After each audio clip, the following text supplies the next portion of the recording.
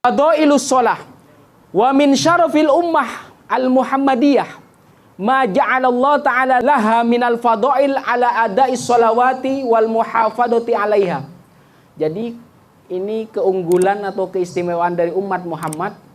Allah menjadikan sesuatu yang diperintahkan, salah satunya adalah sholat, itu ada keutamaannya. Keutamaan bagi orang yang melaksanakan dan menjaga. Jadi bukan hanya melaksanakan saja, tetapi menjaga. Maksudnya apa? Menjaga kedawamannya. Jadi harus terus-menerus dilakukan. Jadi hukumnya itu wajib. Kalau sudah gugur kewajiban, maka yang harus ditingkatkan adalah keutamaannya. Yang harus ditingkatkan adalah keutamaannya. Famin dzalika anna shalah tukaffirul khotoya. Jadi sholat itu bukan hanya sekedar gugur kewajiban, tetapi menghapus kesalahan-kesalahan. Tukaffirul khotoya. Jadi menghapus kesalahan-kesalahan. Qala Allah Ta'ala wa aqimis sholata tarafayin nahar wa zulafan minal laili innal hasanati yudhibnas sayyi'at dzalika dzikra lidzakirin. Dan dirikanlah sholat di dua ujung siang, maksudnya siang dan petang. Wa zulafam minal lail, dan pada bagian permulaan malam. Sesungguhnya kebaikan-kebaikan itu menghapus keburukan-keburukan. Dzalika dzikra lidzakirin, dan itulah sebagai pengingat atau peringatan bagi orang-orang yang ingat. Jadi kalau kita melakukan sholat hanya cukup gugur kewajiban, itu sangat rugi. Karena sebenarnya fadilahnya dia menggugurkan kesalahan-kesalahan. Antara sholat satu, misalkan sholat subuh sampai sholat duhur. Jadi selesai sholat subuh, bisa dipastikan nggak kita? Antara subuh sampai duhur itu tidak ada kesalahan, tidak ada dosa sama sekali. Bisa dipastikan? Tidak bisa. Maka ketika subuh dilakukan kita beraktivitas, bisa dipastikan kita punya kesalahan dan dosa. Penggugurnya adalah sholat duhur. Kenapa? Karena yukaffirul khotoya. Dia menggugurkan kesalahan-kesalahan. Jadi mulai saat ini jangan hanya sekedar gugur kewajiban, tetapi yakinlah di dalam diri kita kesalahan yang tadi yang saya lakukan sebelum duhur itu akan terhapus dengan saya sholat duhur. Itu yang harus diyakinkan. Nah itu. Kenapa? Karena sebenarnya kebaikan-kebaikan itu menghapus keburukan-keburukan.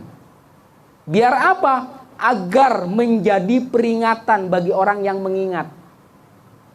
Ini sebenarnya intinya adalah ini mencetak kualitas diri, kepribadian seorang mukmin yang benar-benar unggul. Rawas Syaikhani an Abi Hurairah radhiyallahu anhu. Ini diriwayatkan Abi Hurairah. Sami'tu Rasulullah sallallahu alaihi wasallam yaqul, "Ara'aitum law anna naharon bi babi ahadikum yaghtasilu fihi kulla yaumin khamsa marrat hal yabqa min daronihi syai'?" Qalu la yabqa min daronihi ay wasakhihi syai'un. Faqala fakadzalika mathalus shalah mathalus shalawatil khams yamhullah bihinnal khotoya ay as-saghair. Ada di sini yang mandi sehari semalam 5 kali ada? Maksimal berapa kali? 2. Kalau orang sholat 5 waktu, dia seperti orang yang mandi 5 kali. Ara'aitum, tidaklah kalian lihat kalau seandainya sungai, salah satu dari kalian mandi kulla yaumin, setiap harinya, khamsa marrat, 5 kali mandinya di sungai itu, hal yabqa min daroni syai', apakah masih ada kotoran? Qalu la yabqa min daroni, jadi nggak ada kotoran, bersih. Maka sama, orang yang mandinya 2 kali itu pun sudah bersih. maka Allah menyiapkan nahar. Nahar itu sungai. Jadi sholat itu bagaikan sungai dia. Kalau kita melaksanakan dawam 5 waktu, subuh, zuhur, asar, maghrib, isya, itu seolah-olah kita mandi. Mandi bukan bersih badan saja, tetapi dosa dan kesalahan. Kesalahan yang seperti apa? Yang kecil-kecil saja, as-shaghair. Kalau yang besar masih belum bisa dibersihkan dengan sholat. Harus bertobat. Jadi yang kecil-kecil, ai as-shaghair, kesalahan-kesalahan ai as-shaghair. Jadi kesalahan-kesalahan yang kecil, bukan kesalahan-kesalahan besar. Ammal kabair fala buddalah min taubati kama dalla ala dzalika hadits Muslim wa Tirmidzi an Abi Hurairah radhiyallahu anhu anna Rasulullah sallallahu alaihi wasallam qala.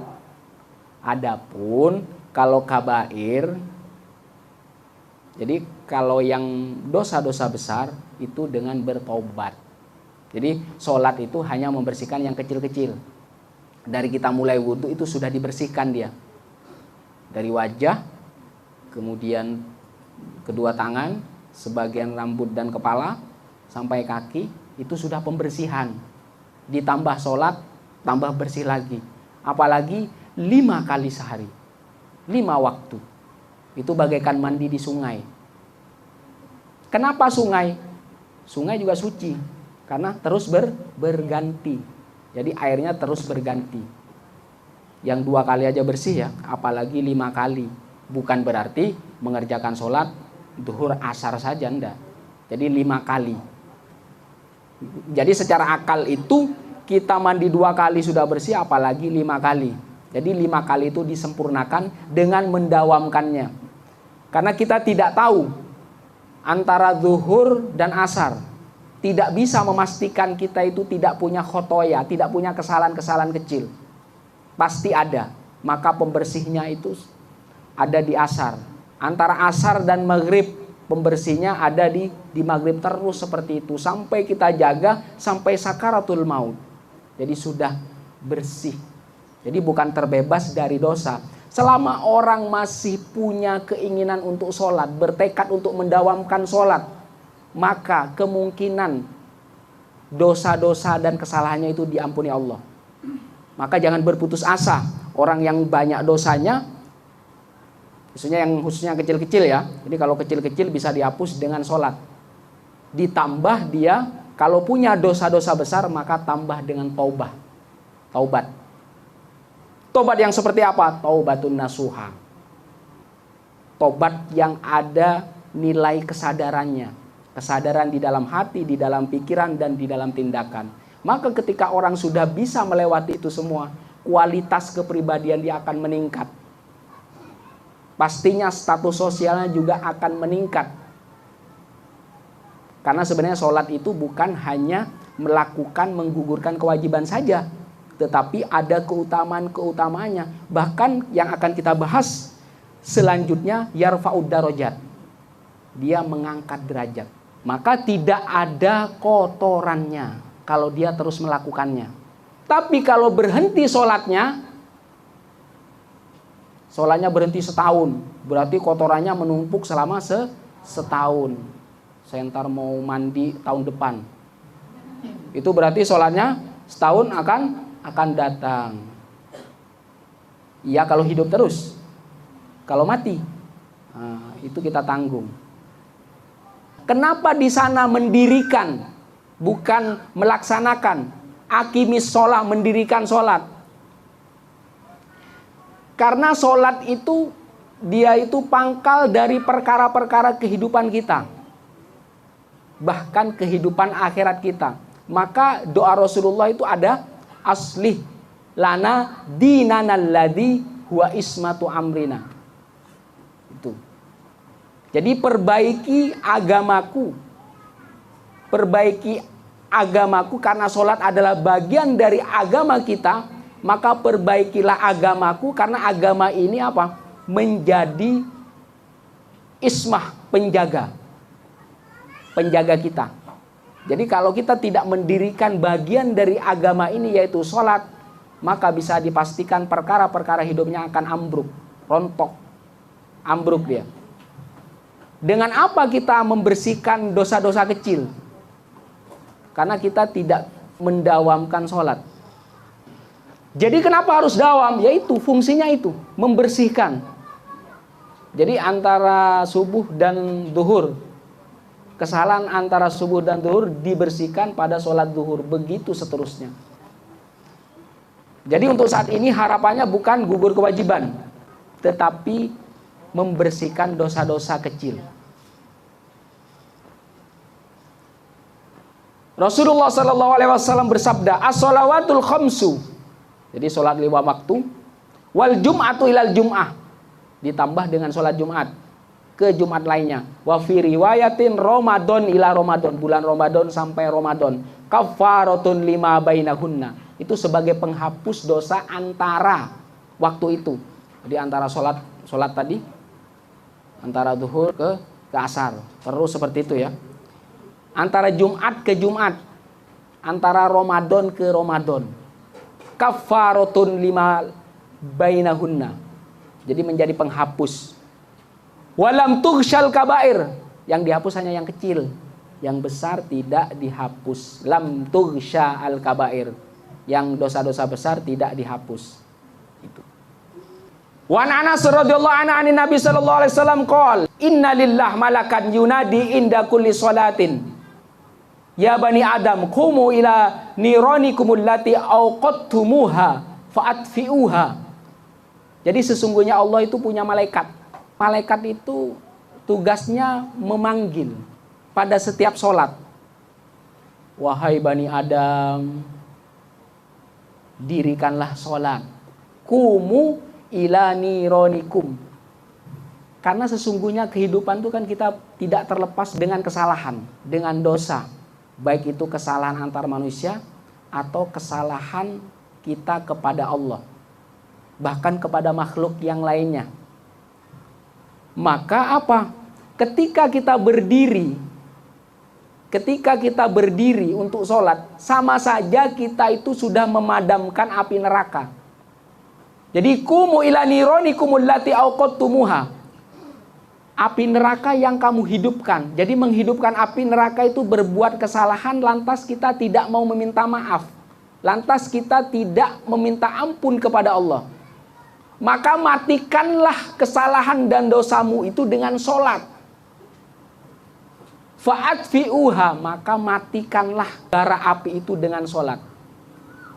Wal muradu bin niron huna adzunub. Maksudnya api di sini adalah dosa dan kesalahan, adzunub. Jadi kalau orang punya dosa kecil banyak, itu menghapusnya dengan kita melakukan sholat. Apalagi ditambah sholat sunnah. Itu tambah mendekatkan kita kepada Rasulullah. Selanjutnya, wa an Abi Muslim At-Tha'labi qal dakhaltu ala Abi Umamah radhiyallahu an wa huwa fil masjid faqultu ya Abu Umamah inna rajulan haddatsani anka annaka sami'ta Rasulullah yaqul. Ini ada seorang sahabat yang ngomong kepada Abu Umamah, wahai Abu Umamah, aku mendengar kamu mendengar Rasulullah itu bersabda, man tawaddo'a fa asbaghal wudu. Barang siapa yang berwudu menyempurnakan wudu, fa ghassala yadaihi. Barang siapa yang berwudu menyempurnakan wudu, dia membasuh tangannya, dua tangannya, wa wajhahu, mukanya, wa masa ala rasi wa udunaihi, thumma qala ila salatin mafrudatin ghafarallahu lahu fi dzalikal yaum ma masyat ilaihi rijlahu. Jadi barang siapa yang menyempurnakan wudu, membasuh muka, membasuh dua tangan, sebagian kepala, kemudian dia bangun, selesai wudu, bangun sholat, maka kesalahannya diampuni karena kaki itu mau berjalan ke tempat yang buruk misalkan. Itu diampuni gara-gara itu wudu. Apalagi ditambah dia mendirikan sholat. Itu sebagai penghapus dosa. Dosa yang ada di kepala kita karena dibasuh air wudu, tangan kanan dan kiri, sebagian kepala sampai kaki kita, yang berjalan ke tempat yang buruk, itu diampuni. Ma masyad ilaihi rijlahu. Jadi kemana kaki itu berbuat kesalahan, maka itu diampuni. Wa qabadat alaihi yadayu, apa yang dipegang tangan. Jadi tangan kirimu memegang sesuatu yang buruk misalkan, yang tidak dikehendaki Allah atau melanggar ketentuan Allah. Wa sami'ilahi udunahu, dan yang didengarkan, mendengarkan sesuatu yang buruk-buruk. Kalau itu dosa, wa nadharat ilaihi ainahu, dan mata ketika memandang yang buruk juga. Wa haddatsa bi nafsihi min su'in faqala Abu Ma wallahi qad sami'tuhu min Rasulillah miraron. Dan itu semuanya diampuni. Jadi dari semenjak wudu sampai kita melakukan sholat, itu dosa-dosa kecilnya diampuni. Saya mendengar itu dari Rasulullah miraron, sering, berkali-kali. Jadi mulai sekarang mengerjakan sholat bukan hanya untuk gugur kewajiban, tetapi harus tekadkan, yakinkan itu penghapus kesalahan dan dosa kita. Maka perkara-perkara hidup kita menjadi ringan. Siapa tahu kesulitan yang ada di diri kita itu gara-gara kesalahan dan dosa-dosa kita yang diperbuat kita di masa lalu. Inilah yang menjadi pertanyaan kita. Maka kalaupun itu sudah dilakukan, jangan berputus asa. Masih ada sholat, masih ada wudhu yang membersihkan itu. Wa Nabi Ayyub al-Ansari radhiyallahu anhu anan Nabi sallallahu alaihi wasallam kana yaqul inna kulla sholatin tahuttu ma baina yadayha min khati'atin. Salat dan salat, dari wudu kemudian salat. Jadi misalkan salat subuh sampai salat zuhur, itu menghapus kesalahan antar salat itu dari wudu. Berarti kalau sholat 5 waktu, wudunya berapa? 5 kali. Jadi itu ya. Jadi minimal wudunya 5 kali. Setiap apa yang dilakukan itu penghapus, merontokkan dosa. Wa min dzalika anna sholata tarfa'ud darajat, seperti yang diucapkan saya tadi. Sholat itu mengangkat derajat. Ya. Jadi sekarang yang menjadi keyakinan kita sholat itu hanya kewajiban saja, tetapi ternyata ada banyak keutamaannya. Hanya dengan sholat saja, keutamaannya itu sangat banyak. Dari riwayat Muslim, laqitu Thauban maula Rasul sallallahu alaihi wasallam, saya bertemu dengan pelayan Rasulullah. Lantas saya bertanya kepada dia, akhbirni bi amalin a'malhu yudkhilunillahu bihil jannah. Au qala akhbirni bi ahabbil a'mal ila Allah taala. Fasakata. Jadi ada seorang sahabat yang bertanya kepada pelayan Rasulullah sallallahu alaihi wasallam, beritahu aku, amalan apa yang membuatku masuk surga? Au qala akhbirni bi ahabbil amal, atau beritahu aku perbuatan yang sangat dicintai. Lalu pelayan itu diam. Fasakata. Tsumma sa'altuhu. Saya bertanya lagi yang kedua kali. Fasakata. Terdiam lagi. Tsumma sa'altuhu aktsali. Saya bertanya yang ketiga kalinya. Tsumma sa'altu tsalitsa faqala Thauban. Jadi ketika dia diam, ditanya diam. Pertama diam, kedua diam, kemudian yang ketiga akhirnya menjawab. Sa'altu an dzalika Rasulullah. Saya bertanya kepada Rasulullah. Alaika bikathrotis sujud. Makanya kalian itu banyak-banyak sujud. Sujud adalah ibadah yang paling tinggi. Kenapa? Karena itulah menunjukkan bahwa kita itu hamba, abdun. Jadi hamba, abdun. Ketika seseorang itu sudah menghamba, hidupnya menghamba, orang yang pintar menghamba, pasti dia banyak mengajarkan ilmu-ilmu yang bermanfaat. Jadi orang yang banyak harta menghamba, pasti dia akan dermawan. Nah, inilah kehambaan. Jadi apa? Saya diperintah agar memperbanyak sujud. Fa innaka la tasjudillah sajdatan illa rafa'akallahu biha darajatan. Ketika kamu bersujud, Allah angkat derajatmu. Jadi bahkan seorang hamba itu ada yang dijadikan rasul, ada yang dijadikan nabi, ada yang dijadikan wali, ada yang dijadikan orang soleh, ada yang dijadikan mujahid, ada yang dijadikan ulama. Nah, itu proses ketika kita menghamba, Allah yang mengangkat. Padahal sujud itu kita ke paling bawah, sujud pasti ke tanah. Ya. Karena ketika hamba itu bersujud, satu kali sujud saja Allah akan mengangkat derajat dia. Wa hatta biha angka khoti'ah.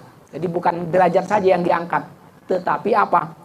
Kesalahannya dihapus. Hatta biha angka khoti'ah. Jadi kesalahannya dihapus. Itu luar biasanya sujud. Maka ketika orang sujud, paling tidak sujud terakhir misalkan, itu mintalah doa. Berdoa pada sujud terakhir.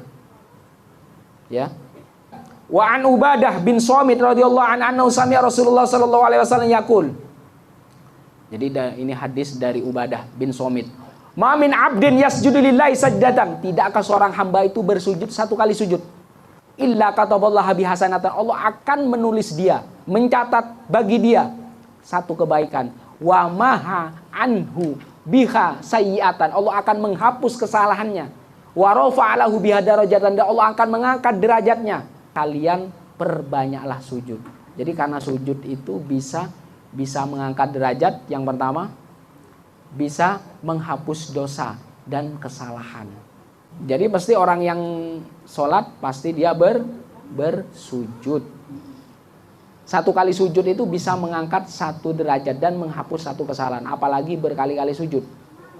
Ya. Wa min dzalika anna shalah khairu maudu'in syara'ahu Allah Ta'ala. Karena sholat itu adalah sebaik-baik tempat yang disyariatkan Allah. Sholat itu kita seolah-olah bercakap dengan Allah. Seolah-olah kita bertemu dengan Allah. Ini wajjahtu wajhiya lilladzi fataras samawati wal ard. Seolah-olah kita itu bermuwajahah, wajah. Jadi orang yang sering ini wajjahtu, pasti mukanya bersih, jernih, menarik. Pasti itu. Ya. Ini wajah tuh karena sudah berhadap-hadapan. Makanya ketika ada kotoran kita dalam sholat, misalkan kita membuang ya, itu jangan buang ke depan. Jangan ya. Jangan membuang ke samping kanan. Jangan. Tapi buanglah ke bawah kiri. Kalaupun itu terpaksa. Kenapa? Karena Allah ada di depan kita, seolah-olah ada di depan kita. Kenapa kok tidak boleh ke yang kanan? Kenapa? Karena di kanan itu malaikat. Malaikat itu sebenarnya melihat kita sholat. Bahkan ketika sholat, walaupun amin. Nah, malaikat juga bilang amin. Jadi itu ya. Jadi anna sholat khairul a'mal. Jadi sesungguhnya sholat itu sebaik-baik perbuatan.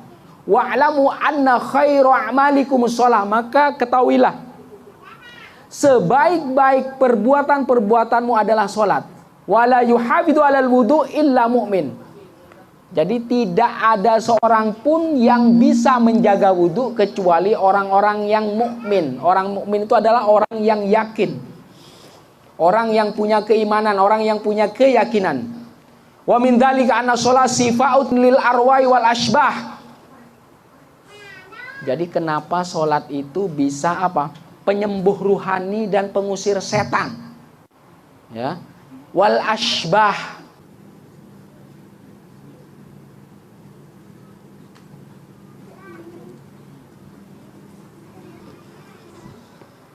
Asbah itu setan, roh jahat katanya. Jadi apa?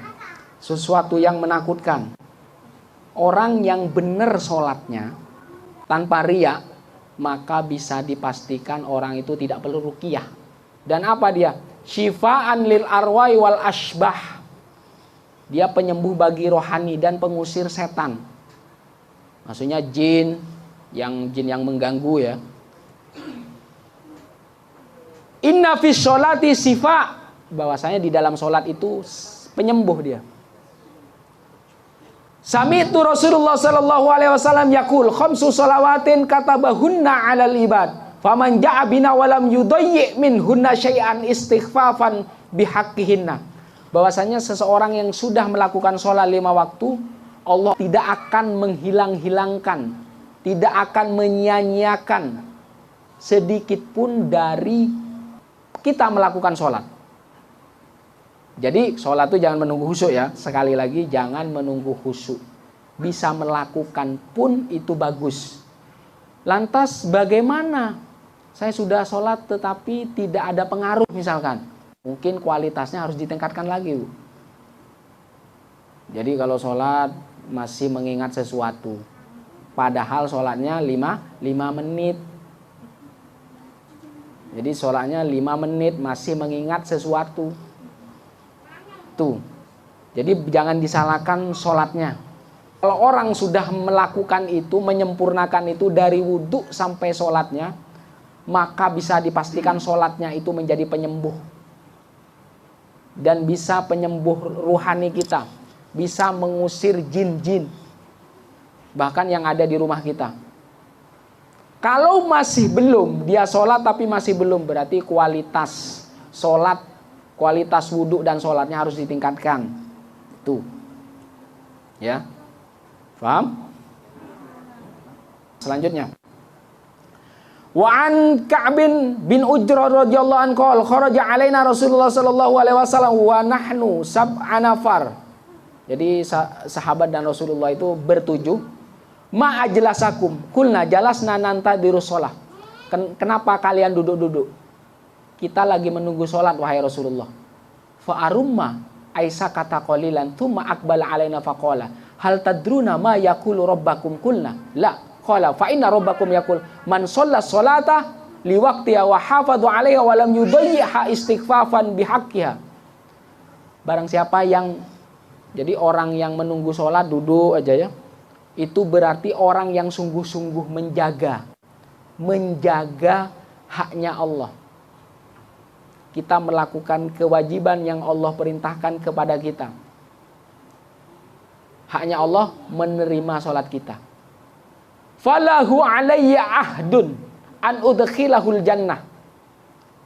Jadi jannah itu jangan disangka yang di surga sana. Jannah itu juga ada di dunia. Kenapa? Karena kita di dunia itu disuruh berdoa. Rabbana atina fid dunya hasanah. Jadi hasanah, kebaikan, kenikmatan itu juga surga. Surga di alam kubur ada juga.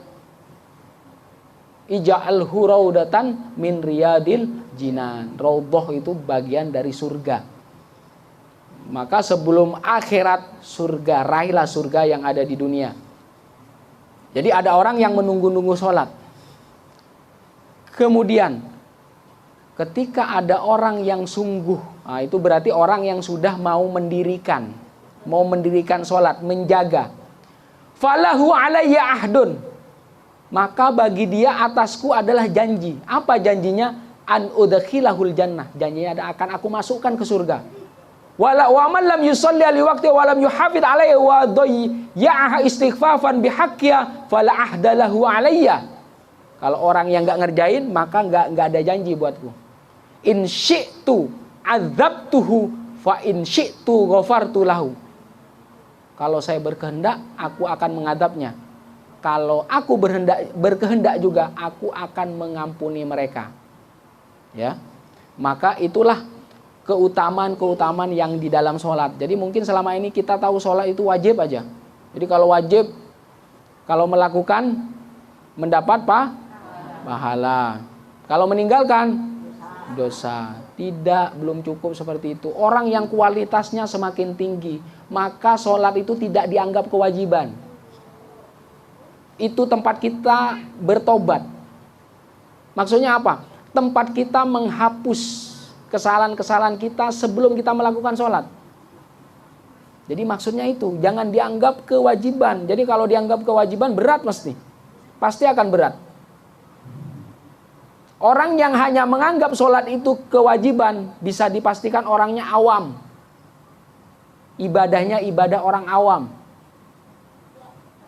Maka konsekuensinya dikhawatirkan kualitas hidupnya tidak akan meningkat. Derajatnya tidak akan ditingkatkan. di bawah saja.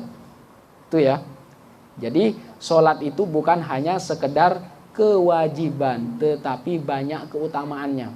Bahkan mengangkat derajat dengan kita melakukan sholat. Ada sebuah riwayat dari sahabat Rasulullah Sallallahu Alaihi Wasallam. Anna Rasulullah Sallallahu Alaihi Wasallam qol, Rasulullah bersabda, al waktul awal. Jadi ada waktu awal dalam sholat. Jadi misalkan kita sholat zuhur, mengerjakannya jam 12.10 menit, itu awal. Ada pertengahan sholat, ada akhir sholat. Al waktul awal minas sholat ridwanullah. Maka orang yang mengerjakan sholat di awal waktu itu adalah keridhaan Allah. Dan orang yang mengerjakan sholat di akhir waktu, ampunan Allah. Jadi itu ya. Ada waktu di waktu awal dan di waktu akhir. Wajah anan Nabi sallallahu alaihi wasallam qol, awalul waqti ridwanullah. Jadi ada waktu awal waktu, tengah waktu, kemudian ada akhir waktu. Awalul waqti ridwanullah. Jadi awal waktu adalah keridhaan Allah. Tengah waktu sholat rahmatnya Allah. Kemudian akhir waktu sholat adalah pengampunan Allah. Tinggal pilih. Tapi yang terbaik adalah di awal waktu. As-sholatu ala waqtiha. Wa min dzalika anna sholat fiha mubahatu rabbil izzati wa malaikatu bil musolli. Maka ketika hamba sholat itu menjadi kebanggaan Allah kepada malaikatnya. Karena orang yang sholat itu pasti dia akan bersujud. Orang yang bersujud pasti dia akan menghamba. Ketika orang mendawamkan hamba, pasti segala aktivitasnya akan menghamba. Bukan hanya menghamba kepada Allah, tapi dia akan melayani dan memberi rahmat dan kasih sayang kepada sesama makhluk. Itulah tipe dan ciri khas seorang hamba. Maka banggalah kita sebagai umat Muhammad dididik oleh Rasulullah agar menjadi hamba. Bukan hamba yang biasa, tetapi hamba yang berkualitas. Hamba yang punya derajat yang tinggi. Khairun nas, sebaik-baik manusia. Kita tidak mau saudara kita celaka, maka kita memberitahu. Kita tidak mau saudara kita misalkan tidak beruntung, kita menasihati. Itulah kita menjadi kebanggaan Allah di depan malaikatnya. Fa Nabi Hurairah radhiyallahu anhu Rasulullah sallallahu alaihi wasallam qol, yata'aqabuna fikum wa fi riwayat ama idal malaik yata'aqabuna fikum. Malaikat itu kalau kita sholat itu akan mendampingi kita. Mana mungkin orang yang sholat setelah sholat itu pasti rumahnya, dirinya itu akan tenang. Orang yang belum seperti itu berarti belum yata'aqabun, belum diikuti oleh malaikat, belum diliputi oleh para malaikat. Jadi misalkan masih seperti itu, maka tingkatkan kualitasnya. Hanya 5 menit, khusyukkan hanya 5 menit saja. Itu ya. Sesungguhnya malaikat itu di belakang kalian, yatanawabun, mengelilingi kalian, wa malaikatu bil laili wa malaikatu bin nahar. Siang dan malam itu diikuti oleh malaikat. Wa yajtami'una fi sholati subhi wa sholatil asar. Mereka berkumpul pada sholat subuh dan sholat asar. Tsumma ya'rujul ladina batu fikum fayas'alum rabbuhum. Mereka bergantian siang dan malam gitu. Jadi setelah yang giliran siang habis, dia naik. Giliran malaikat yang jaga malam, khususnya orang yang sholat nih ya. Itu seperti itu. Maka bisa dipastikan orang yang benar sholatnya nggak bakal diganggu jin, tidak bakal diganggu sihir. Saya pastikan itu. Kalau masih ada orang yang sholat seperti itu, berarti masih belum. Maka mengaca kepada wudhunya dan kepada sholatnya. Mungkin ada wudhu dan sholat yang belum kita sempurnakan. Ya. Kaifa taraktum ibadi fayaqulu taraknahum wa yusalluna wa atainahum wa hum yusallun. Bahkan malaikat itu melapor ke Allah, hamba ini sholat mulu ya Allah. Jadi waktu datang dia sholat. Nah, sholat. Ketika hamba itu sholat, maka malaikat itu selalu mendoakan amin, amin, amin. Jadi kalau ada kebaikan, baik yang dilihat, ditulis, didengarkan, maka bilang amin. Malaikat pun ketika dalam sholat itu melafalkan kata amin, kabulkanlah. Karena malaikat juga ikut mendoakan kita. Jadi yang mendoakan kita bukan yang dohir saja, yang kelihatan, bahkan yang tidak kelihatan itu mendoakan kita. Maka kenapa kita berbaik sangka kepada Allah, berhusnudzon? Itulah fungsi kita sebagai hamba. Jangan sampai berburuk sangka. Kalau sudah berburuk sangka, yang keluar pasti negatifnya. Negatifnya terus saja. Ini yang membuat kita ruwet, yang membuat kita sulit, yang membuat pikiran kita buntu. Itu. Jadi kalau kita sudah berbaik sangka, apakah kita bisa memastikan waktu sekarang ini yang awalnya kita ditakdirkan muntah karena ada yang mendoakan kita sehat-sehat saja? Itulah fungsi iman. Fungsi iman itu meyakini sesuatu yang tidak kelihatan. Itulah kita harus berbaik sangka. Jangan yang dilihat aja yang diyakini. Jangan pakai ainul yakin terus. Pakai sekali-kali hakul yakin. Ada tidak ada tetap yakin. Mau seperti apapun tetap yakin. Mau keadaan apapun tetap yakin. Itu namanya berbaik sangka. Karena Allah itu akan mengabulkan doa kita ketika kita berbaik sangka dulu. Kalau sudah berburuk sangka, apalagi ketika orang itu pengen cepat-cepat dikabulkan. Itu apa? Itu doa yang tidak mungkin terkabul karena kita sudah tergesa-gesa. Saya sudah berdoa tetapi kok belum dikabulkan. Itu sudah dipastikan tidak bakal terkabul. Karena kita sudah tergesa-gesa. Yang menentukan, yang mengatur Allah, kita minta agar dipercepat. Disuruh mendekat, kagak mau.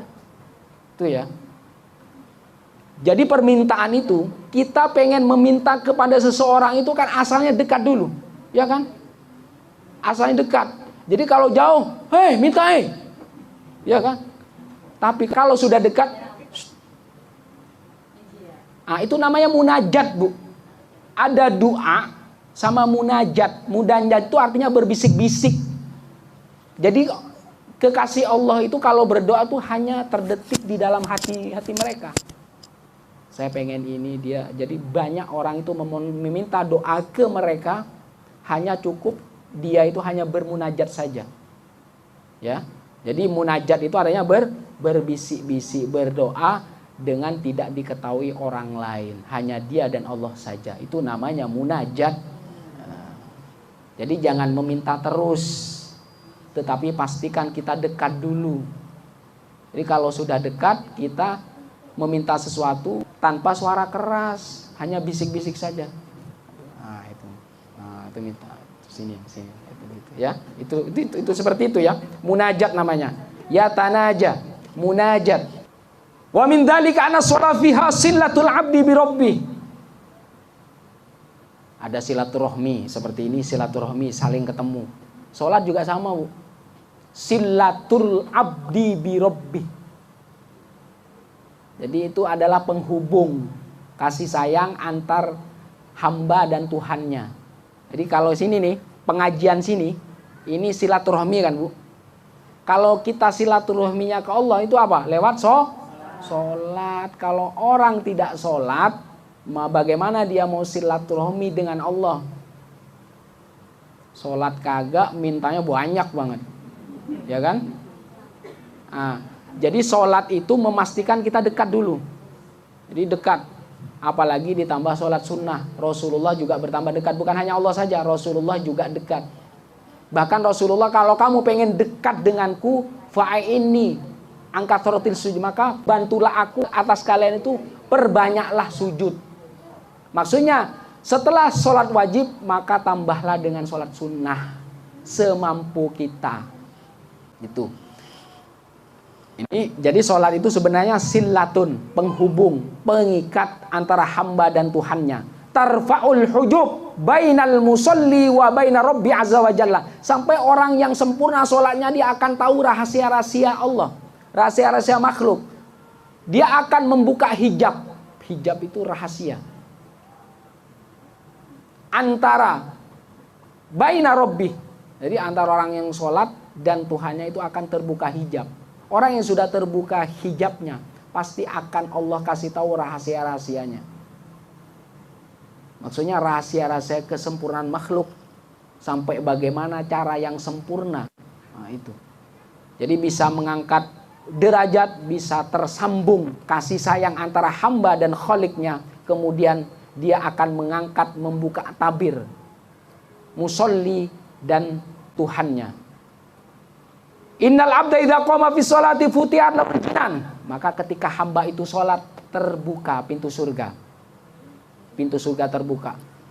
Kedua, wa kusyifat laul hujub, terbuka hijab-hijab bainahu wa baina rabbih. Makanya hijab rahasia itu akan terbuka gara-gara sholat. Fastaqbalathul hur al-ain ma'lam yamtakhit au yatanakha. Jadi ada seseorang orang yang rajin sholat, pasti calon istrinya. Siapa itu? Calon istrinya di surga, yaitu bidadari. Itu akan apa? Istaqbalathu, akan membuat dia senang, akan menerima dia. Al-hurul ain malam yamtakhid au yatanakha. Jadi bidadari ini ya, bidadari itu tidak pernah bersin, Bu. Tidak pernah keluar ingus. Bersih. Itu ya. Wa min dzalika anna sholata fi al-iqtirab min hadrati rabbil arbab. Salat itu bagian kita untuk mendekat. Nah, tadi iqtirab. Jangan selalu minta kalau kita masih belum mendekat. Jadi kalau sudah dekat mau minta apa saja, boleh. Itu logika akal kita. Antar makhluk saja coba. Iqtirab dulu.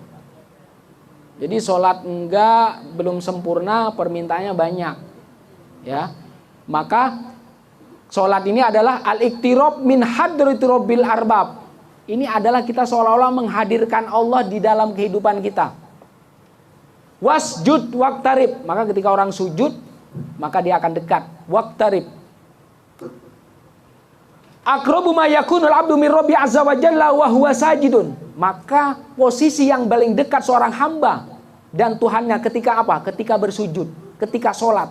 Fa'akthirud doa, maka di dalam sujud perbanyaklah doa. Akthirud doa, perbanyaklah doa, perbanyaklah permintaan. Maka sujud, sholat, sujud. Jadi sholat sujud itu memperdekat kita. Kalau dekat mau minta apa saja, akthir, perbanyaklah permintaanmu. Dekat dulu, Bu. Jadi kalau dekat mau minta apa saja, mau minta fa'akthir, perbanyaklah doa permintaan. Wa inna makana fi sujud qurbun khosun. Jadi di dalam sujud itu apa? Dia kedekatan yang khusus antara hamba dan Tuhannya. Lamma fi man mihdudul lil ubudiyah wa limaqam izzatir rububiyah. Ini adalah kehinaan seorang hamba. Budak itu kan hina. Maka ketika kita bersujud menunjukkan kehinaan kita. Yang paling mulia itu ada Allah. Jadi bersujud untuk siapa? Limaqami izzatir rububiyah.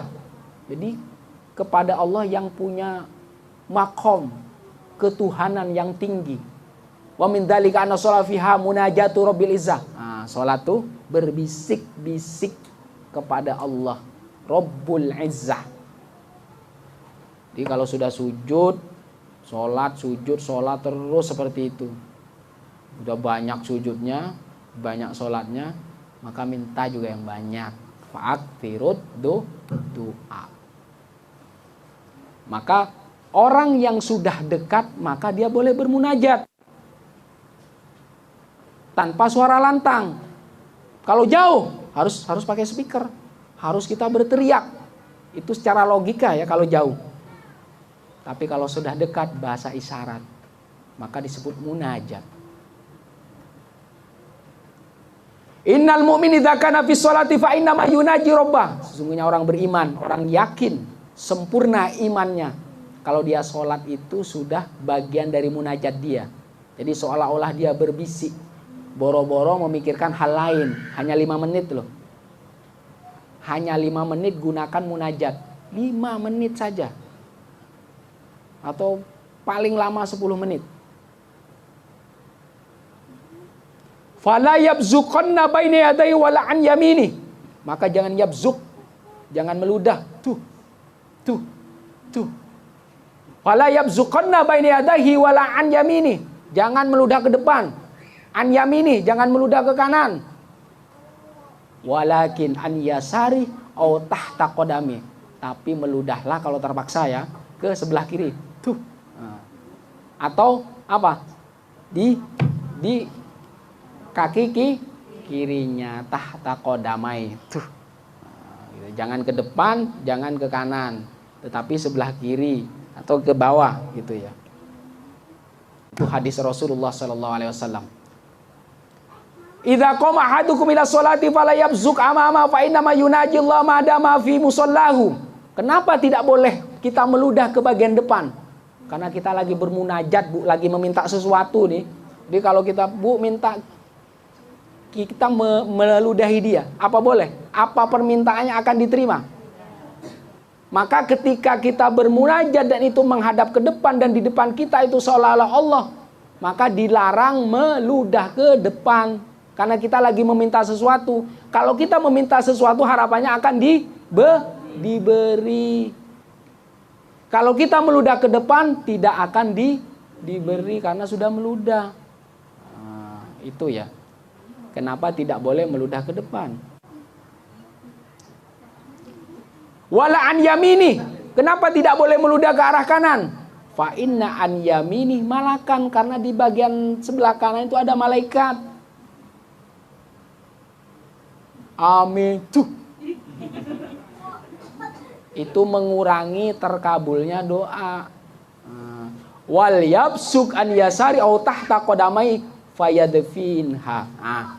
Kalau dulu sholat itu bukan di keramik kayak gini, bukan di karpet. Dulu sholatnya itu di atas tanah. Dulu sholatnya itu sahabat tuh di atas tanah. Jadi kalau ada sahabat terpaksa meludah di waktu sholat, dia di sebelah kiri kaki kan. Di sini disebutkan fayat finha, maka itu akan ditutup oleh tanah. Harus ditutup itu. Harus ditutup. Ditutup pasir atau ditutup tanah. Wa min dzalika anna shalah fiha at-tawajjuh wal iqbal 'ala Allah. Jadi salat itu bagaikan tawajjuh. Bagaikan kita berhadap-hadapan dengan Allah. An Ibni Umar radhiyallahu anhu qala idza kana ahadukum yusalli fala yabzuk qibala wajhi fa innallaha qibala wajhi idza shalla. Ini sama seperti tadi. Jangan meludah ke depan karena Allah ada di depan kita, seolah-olah ada di depan kita. Inna sholat fiha dzikrul abdi rabbah, dzikru ta'ala li abdi, fa aqimis sholata li dzikri. Karena sesungguhnya sholat itu mengingat aku, jadi mengingat Allah. Wa min dzalika anna sholat fiha ta'minul malaikati, ay taqul li qiraatil Fatihah amin. Jadi kenapa tidak boleh meludah ke bagian kanan? Karena malaikat itu mengamin, takmin, mengaminkan. Faman wafaqa ta'minu ta'minahum. Barang siapa orang yang mengaminkan, dia sudah mengaminkan para malaikat. Ghufira lahu ma taqaddama min dzambi. Maka ketika kita bilang amin, malaikat mendoakan kita amin, maka dosanya yang lalu diampuni. Jadi ada kebaikan, mau dia penglihatan, tulisan, kata-kata, itu kebaikan maka aminkan. Apalagi di dalam sholat ya, malaikat juga mengucapkan amin. Semoga dosa-dosa kita diampuni oleh Allah Subhanahu wa taala. Dan semoga mendapatkan jalan keluar, dan semoga Allah angkat kesulitan-kesulitan kita. Wassalamualaikum warahmatullahi wabarakatuh.